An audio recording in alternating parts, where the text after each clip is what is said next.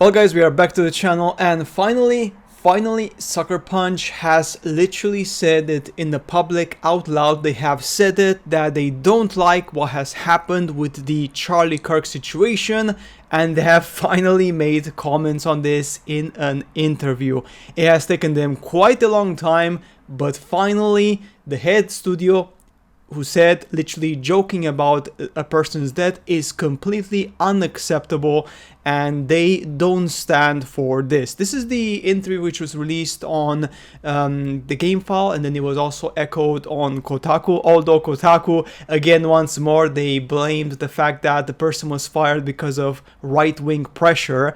And also, this person on Kotaku, the person who wrote the article on Kotaku, did not even say it was a bad thing or not. Literally, they just said that, well, you know, because of social media, right-wing pressure, this person was fired, and clout chasing people like grooms. So effectively, Kotaku, as always, as you can imagine, from their point of view, this person didn't do anything wrong. Or if it was for Kotaku, if it was literally for Kotaku, if the owner of Kotaku was the head of Sucker Punch, they would have maybe done nothing about it. I don't know, honestly, but let's see the response from the head of the studio.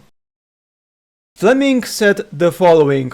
He told Stephen Torillo in Game File, when asked about the situation: "Drew's no longer an employee here. I think we're aligned as a studio that celebrating or making light of someone's murder is a deal breaker for us, and we condemn that. Kind of it in no uncertain terms. That's sort of our studio, and that's kind of where we are." Like, even in his response, he was like, well, yeah, that's kind of like, that's where we are, but like, at least he condemned it, right? He was going a bit roundabout, but he said the word "we condemn that," which is really important because they were being 100% on the ball on this. Finally, they spoken up, because guys, it was just getting ridiculous. The trailers, like the game trailer, which was from the 1000 Blades video, which was posted 3 days ago, now has 56,000 dislikes. That is crazy, and only 20,000 likes. Another one, which was published a day ago, The Hunt Begins, has 14,000 dislikes and 12,000 likes. And again, all the comments on the videos are about Charlie Kirk and how these people are very unhappy about the situation, and why was an employee allowed to even make these comments on the platform, knowing that they will destroy their career. Because Sucker Punch has hired historically many people who believe these things, many people who have these unhinged views, and you know, the mask has fallen. That is what literally happened here.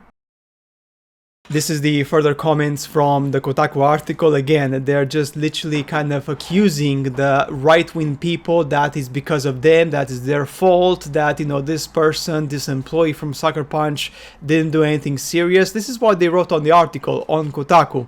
Despite Harrison's swift firing, angry internet users, urged on by cloud-chasing culture warriors like Mark Grumskern, have been demanding Sony take action against any staff members who may have liked or reposted Harrison's comment, while also targeting other companies and their employees over potential anti-Kirk sentiment. This includes Bethesda, which was accused of mocking the right-wing podcast supporters when he posted a clip from Indiana Jones and the Great Circle on the famous Nazi puncher saying to a kitten, "You don't care much about these fascists, do you?" It was later deleted. Microsoft gaming employees were also targeted, including by Elon Musk. We're aware of the views expressed by a small subset of employees regarding recent events. The company announced in response on the 12th of September. "We've taken matters like this very seriously, and we're currently reviewing each individual situation. Comments celebrating violence against anyone are unacceptable and do not align with our values." A spokesperson for the company declined to comment when asked if anyone has been fired from Microsoft following these investigations. Sucker Punch is amazing and one of the last few bright shining lights in the game industry, says the article writer. Harrison posted this week, "I still support them and I cannot condone any animosity directed at them. It's truly all the best people. So this, guys, is what's happening. They finally proclaimed themselves. Sony, or better said, Sucker Punch, had no choice, because literally the thing, it was getting out of control. Drew Harrison was fired in less than 24 hours, and left-wing people are saying that this was because of right-wing pressure campaigns. Whereas, wait a second, if a studio allows for a person like this to work in their studio after making these comments, then this company is complicit. Like, there's no way around it. That's literally what it is. We have one more example. At least these people were straight and honest. Void Interactive fires their community manager after he said nothing of value was lost regarding Charlie Kirk assassination. This was literally posted by the community manager, and Void Interactive, which is the creator, or the company behind Ready or Not, has posted an apology and literally said, look, this is the response. This is what Sony should have done literally day one. To our Ready or Not community, we are aware of comments made by our community manager about a recent tragic event. These statements do not reflect our values or represent our company. We have ended our relationship with this individual and reminded our team of the responsibility we all share when communicating on public platforms. Our focus remains on fostering a respectful and professional community around Ready or Not. Sincerely, Void Interactive. That's exactly what they should have done with Sony. Sony stayed quiet until the interview with Sucker Punch. And this is, again, one more example how these companies kind of act. They were afraid to proclaim themselves, especially Sony, because in Sony, this person, Charlie Drew, even she said that she has lots of friends and good people she likes in the company. So if her views are similar to these people's views, that means that she may have people in that company who think the same as she thought, but did not post a comment about Charlie Kirk because they were afraid, or just because, you know, didn't want to put it, but maybe they think the same as this person. So we have right now in the Sucker Punch studio production, or even in Sony, many people who are actually quite, I would say, I know, very hateful towards other people, and some people even say it openly, which is just shocking, right? I mean, because this is crazy. Like, making fun of someone's death, again, is just ridiculous. Like, that should never be accepted, especially in a company. Like, if you're employed by a company and you publicly state that you're employed by XYZ company,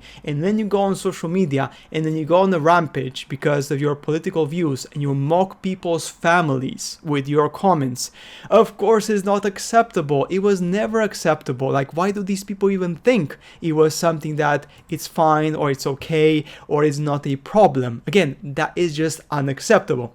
Luckily, Sucker Punch Studio has now commented, but it may be too late. I don't know, because obviously people on social media, they've canceled their pre-orders. On the YouTube channels, people have said many times that they will not support the game anymore. The like-dislike ratio is not recovering that well either. Like in the latest video published yesterday about the Ghost of Yotei, The Hunt Begins, again, it had more dislikes than likes, so it seems that people are still really angry about the situation.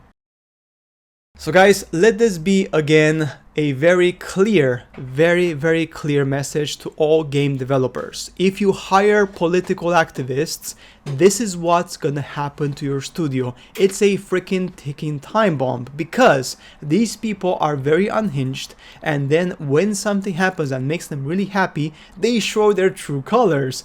And when they show their true colors, guess what's gonna happen? Well, your studio is gonna be caught in the crossfire between the other political spectrum and your games, because literally it does not make any sense for these companies to protect these people, because literally more than half of their customer base may not support the game now, or there's a potential possibility, right? So that's literally millions over millions and millions of dollars lost, because when they recruited these people, they recruited activists. That's the difference. Game developers 20 years ago or 30 years ago did not care about these things. They just focused on making the games proper and job done. Whereas now, game developers and artists care more about their political agendas and activism than actually making a proper game. And that's just the truth. I'm very sorry, we've seen this many times around many other games. It's pretty obvious this is exactly what's happening, right? So